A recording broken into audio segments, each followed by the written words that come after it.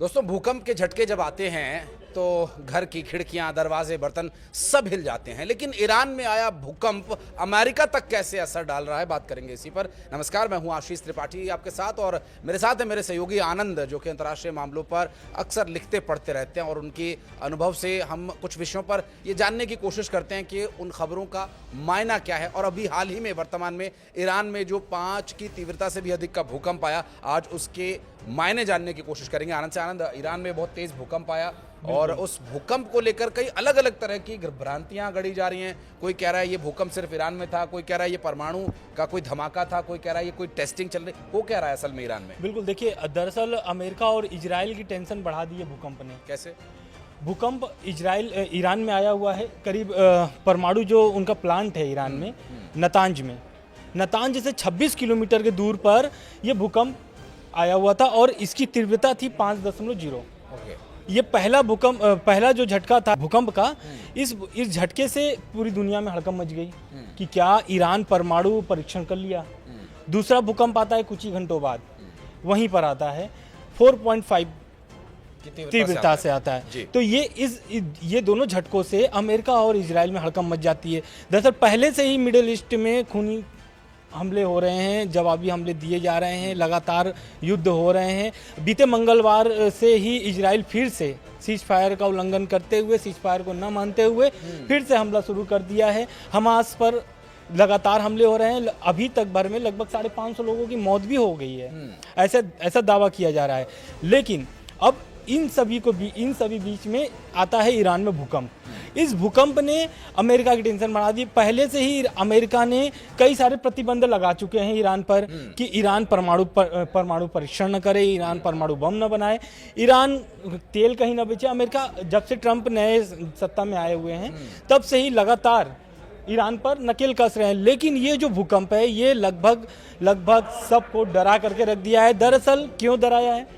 डर इसलिए लग गया है दुनिया को क्योंकि जो आतंकी संगठन है, कथित रूप से ईरान सपोर्ट करता है, चाहे वो हिजबुल्लाह हो, चाहे वो हमास हो, चाहे फिर वो हुती विद्रोही हो, तो इन तीनों को कहीं ना कहीं अगर परमाणु परीक्षण ईरान करता है तो कहीं ना कहीं इन तीनों को बहुत ताकत मिलेगी। क्योंकि एक चीज जो आपने कही परमाणु परीक्षण वाली, इस परमाणु परीक्षण से एंगल जोड़ने के पीछे जो दर्शक हमारे ये समझ नहीं पाए कि वहां भला परमाणु परीक्षण की कोई ऐसी सुगबुगाहट या चर्चा तो थी नहीं।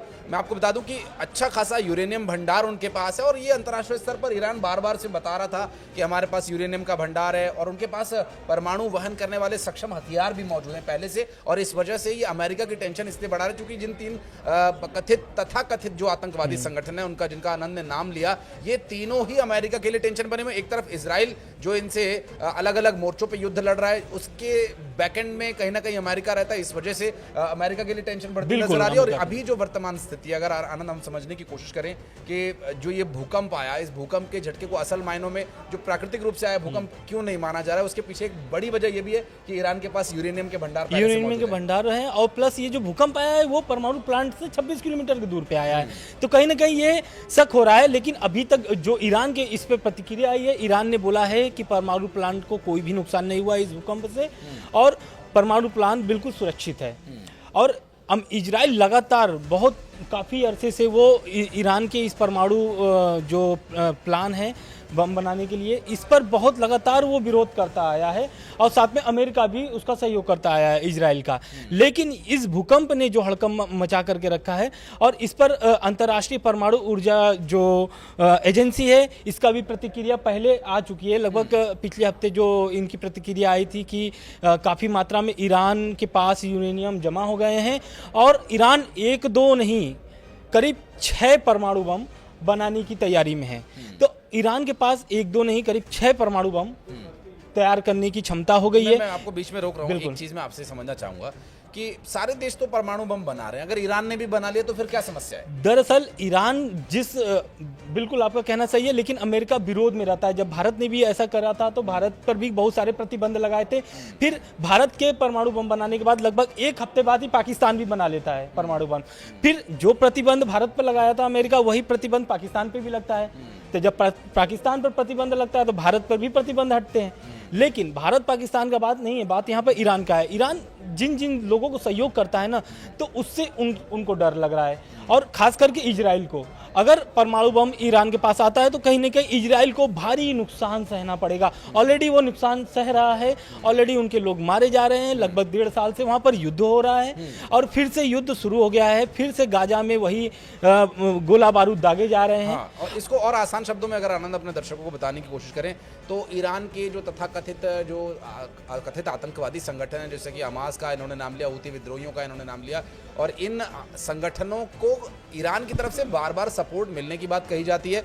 खुले तौर पर भी ईरान ने कई बार कई मंचों से इस बारे में जिक्र किया है कि वो इन संगठनों के साथ हैं, क्योंकि ये संगठन कोई आतंक नहीं फैला रहे, ये अपनी रक्षा के लिए ये इस तरह के कदम उठा रहे हैं। तो ईरान ने अगर इस तरह के परमाणु हथियार बना लिए, डेवलप कर लिए, तो ये सीधे तौर पर किसी न किसी रूप में हूती विद्रोहियों या फिर हमास के हाथ अगर लगते हैं तो इजराइल के लिए एक बड़ी समस्या खड़ी हो सकती है। इस वजह से इजराइल इसका विरोध कर रहा है और इजराइल के सपोर्ट में अमेरिका के लिए विरोध कर देना ये स्वाभाविक सी बात होगी। लेकिन आपने जिक्र किया अंतर्राष्ट्रीय परमाणु एजेंसी, जो पूरी दुनिया में परमाणु जितने भी समझौते हुए हैं, चाहे वो परमाणु के जो टेस्ट हुए हैं, उन सभी प्रोजेक्ट्स पर नजर रखने वाली संस्था है। इस संस्था की अभी इस वक्त क्या भूमिका है? जो ये भूकंप की खबरें हैं, इसको किसी तरह से मुकम्मल किया गया? क्या वाकई कोई परमाणु युद्ध वहां पे, माफ कीजिएगा, टेस्टिंग हुई है? बिल्कुल, देखिए अंतर्राष्ट्रीय परमाणु ऊर्जा एजेंसी जो है IAEA, उसने पिछले हफ्ते एक अपना बयान जारी किया था जिसमें उन्होंने ये बताया था कि 6 परमाणु बम ईरान बना सकता है। दूसरा उनका जो इन्फॉर्मेशन था कि इजराइल और अमेरिका की बैठक होने वाली है पिछले हफ्ते, अगले हफ्ते। तो इस बैठक में इसी पर चर्चा करना था कि ईरान परमाणु बम न बना सके। अब ये उच्च स्तरीय की जो बैठक है, ये हमको लगता है कि आने वाले समय में और जल्दी किया जाएगा। हो सकता था कि अगले हफ्ते जो होने वाले वो बीते 1-2 दिन में ही इजराइल और अमेरिका कर ले, लेकिन इजराइल अपने अंदरूनी मामले में भी अभी परेशान है।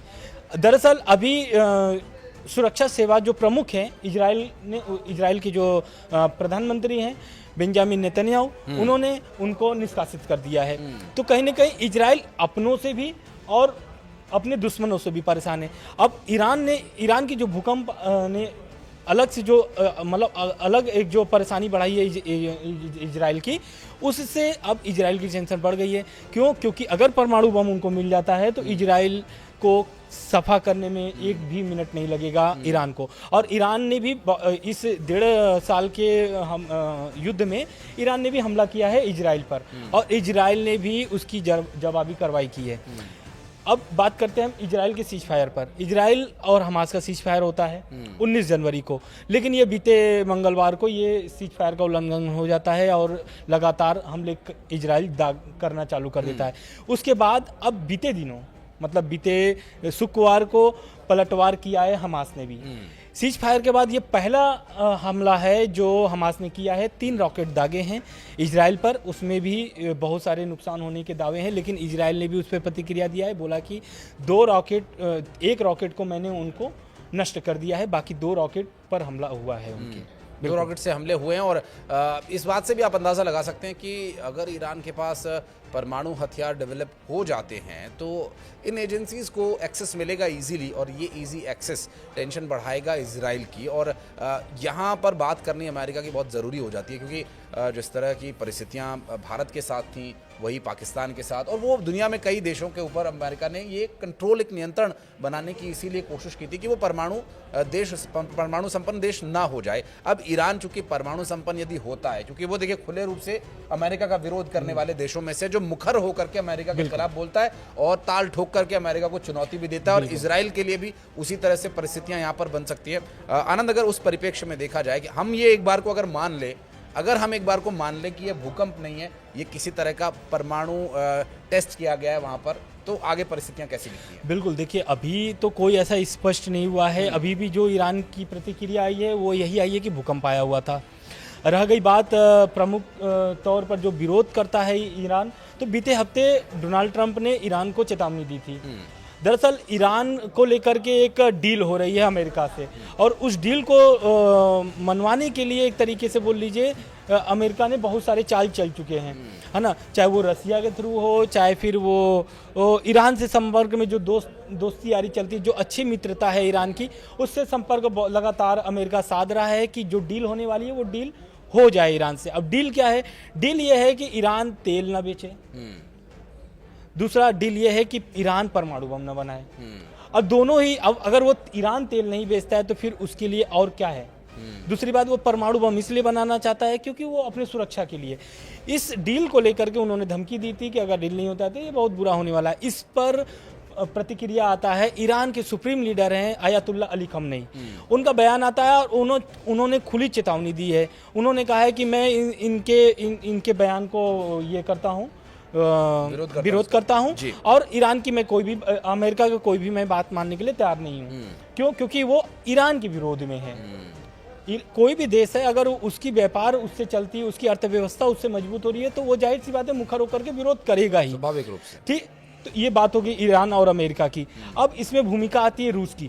रूस ने बीते हफ्ते व्लादिमीर पुतिन, उन्होंने ईरान को लेकर के प्रस्ताव रखा था अमेरिका से कि ईरान की जो प्रतिबंध लगे हुए हैं उस पर चर्चा करने के लिए पुतिन ने अमेरिका को लेकर के, एक ऐसी खबरें आ रही थी कि वो बात करने वाले हैं कि वो चाह रहे थे कि जो रूस यूक्रेन का जो युद्ध है, सीज फायर को लेकर बातचीत हो रही है, तो उसमें कहीं ना कहीं ईरान को भी कुछ प्रॉफिट हो जाए और ईरान भी जो प्रतिबंध लगे कुछ प्रतिबंध हट जाए। ऑलरेडी अमेरिका बहुत सारी प्रतिबंध ईरान पर लगा चुके हैं और आने वाले समय में, अब इस भूकंप के बाद अगर परमाणु परीक्षण जो आप बोल रहे हैं अगर वो उसने कर लिया है तो ईरान पे बहुत सारे प्रतिबंध लगने वाले हैं और ईरान की और परेशानियां बढ़ सकती है। लेकिन अगर ईरान परमाणु परीक्षण कर लेता है तो पूरी दुनिया की परेशानी बढ़ सकती है, क्योंकि अगर ईरान के पास परमाणु बम आता है तो कहीं ना कहीं इजराइल के साथ साथ पूरी दुनिया की संकटें बढ़ सकती हैं। बिल्कुल, और ये परिस्थितियां ऐसी होंगी, मुझे लगता है कि अगर इस परिस्थिति से निपटना है या इसमें अगर मान लीजिए सच्चाई है भी, तो फिर अमेरिका, वो जो सद्दाम हुसैन के समय में हमने देखा था, कुछ वैसी सी परिस्थितियां फिर बन सकती हैं। हो सकता है अमेरिका फिर अपने सैनिक ईरान के मैदान में उतारे। देखिए, इराक के मैदान में दरअसल पहले तो ये जानना होगा कि जो इराक वाला हमला हुआ था अमेरिका का, वो सद्दाम हुसैन को लेकर के हुआ था, लेकिन ये हमले की जो तैयारी हुई थी वो कतर से हुई थी, क्योंकि कतर और इराक का जो बॉर्डर है वो लगा हुआ है और कतर पर बहुत सारे, एक तरीके से कतर मान लीजिए अमेरिका का पूरे उसके, जैसे जापान को पूरा देता है सहयोग अमेरिका, उसी तरीके से कतर को भी करता है। अब जो भी बैठकें होती हैं कतर में होती है, ईरान से संबंधित जो भी बैठक होती है, तो आने वाले समय में अगर ईरान को लेकर के कुछ भी होगा तो वो कतर एक ऐसा मैदान तैयार करेगा अमेरिका जहां से उसको नियंत्रण करा जाए। और अमेरिका ऐसा है कि वो बाकी देशों को नियंत्रण करने के लिए, अपने दुश्मनों को एक तरीके से मैं बोल लूँ नियंत्रण करने के लिए, वो उससे संबंधित जो दो दुश्मन होते हैं उनको साधता है और वहाँ पर अपना केंद्र बनाता है। अब जैसे पूरे मिडिल ईस्ट को, मुस्लिम कहें तो मुस्लिम देशों को अगर कंट्रोल करने के लिए इजराइल को खड़ा किया हुआ है, और इधर में आप देख लीजिए तो इधर क्या बोलते हैं, कहीं ना कहीं पाकिस्तान को भी पीछे रूप से सपोर्ट करता है। लेकिन अब आने वाले ऐसी खबरें आ रही थी कि पाकिस्तान पर भी एक ऐसा होने वाला है कि अब पाकिस्तान की एंट्री नहीं हो पाएगी भारत में, ऐसा वीजा उजा को लेकर के कुछ खबरें आ रही थी। लेकिन अभी हम ईरान और अमेरिका और इजराइल पे ही बात करते हैं, तो अब मिडिल ईस्ट की जो रूपरेखा होने वाली है वो अलग होने वाली है। इस अगर परमाणु परीक्षण स्पष्ट हो जाता है कि परमाणु परीक्षण ही ईरान ने किया था, तो कहीं ना कहीं मिडिल ईस्ट के लिए और टेंशन बढ़ेगी। ऑलरेडी अब गाजा में जो वापस आए थे लोग, फिलिस्तीनी जो वापस आए थे, अब वो धीरे धीरे कहीं ना कहीं ये सोच रहे हैं कि अब निकला जाए, क्योंकि लगातार मौतें हो रही हैं। 550 लोगों की मौत हो गई है मंगलवार से लेकर के शनिवार तक भर में। तो बीते 4-5 दिनों में इतनी मौतें हो गई हैं, अभी आंकड़े और भी बढ़ सकते हैं आने वाले में।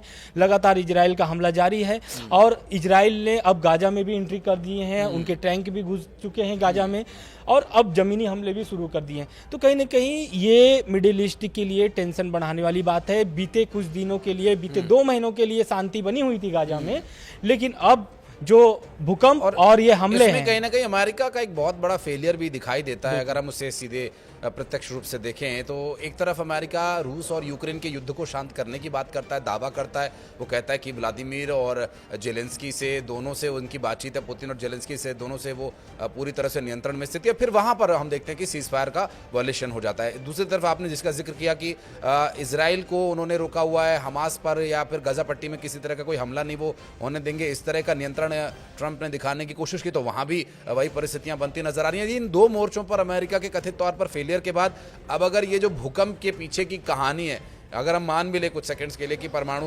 परीक्षण हो चुका है, तो ये तीसरी बड़ी कह सकते हैं कि एक तरह से फेलियर होगा अमेरिका का? बिल्कुल फेलियर होगा। और अमेरिका चाह रहा था कि युद्ध खत्म हो जाए, अमेरिका और खास करके ट्रम्प सत्ता में आने के पहले ही वो बोल रहे थे कि जहां जहां भी युद्ध हो रहा है उसको खत्म किया जाएगा। उन्होंने 100 दिन का टारगेट भी रखा है। अब इन 100 दिनों में 20 जनवरी को उन्होंने शपथ लिया था, उस दिन से 100 दिन को जोड़ा जा रहा है और ट्रम्प लगातार युद्ध रोकने के लिए प्रयासरत है और लगातार अभी उनके आने के पहले ही युद्ध विराम हो गया था, लेकिन फिर से युद्ध शुरू हो गए हैं और इधर पुतिन भी उनके प्रस्तावों को ठुकरा दिया है। पुतिन से जो बातचीत हो रही थी सीज फायर को लेकर के, वो अब नहीं हो रही है क्योंकि बीते दिनों जो पुतिन से फ़ोन पर बात हुई थी लगभग 90 मिनट, उस 90 मिनट में पुतिन और ट्रम्प में जो बात हुई है उसमें ये स्पष्ट नहीं हो पाया कि युद्ध विराम होगा रशिया यूक्रेन युद्ध का।